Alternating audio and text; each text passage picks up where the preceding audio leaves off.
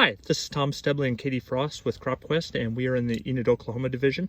Thought we'd put together a quick video this morning on southern rust in corn.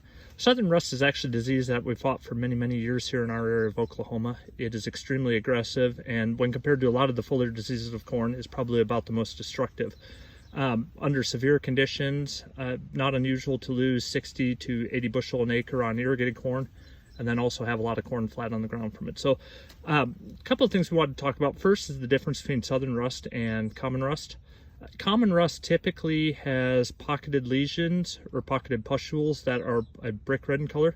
Southern rust, though, is quite a bit different. They typically stay on the top side of the leaf. They start out as bright orange, and as the pustule ages, typically turns to more of a chocolate brown.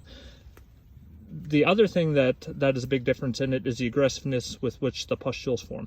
Common rust, you might get a pustule here and there, and that is all you see for the season. It's a very non-aggressive disease. Southern rust, though, in the span of a week can actually completely take over a field. What we're looking at here is a field of corn that last week just had trace levels of rust. And by trace levels, I mean maybe we saw a pustule on a leaf here or there.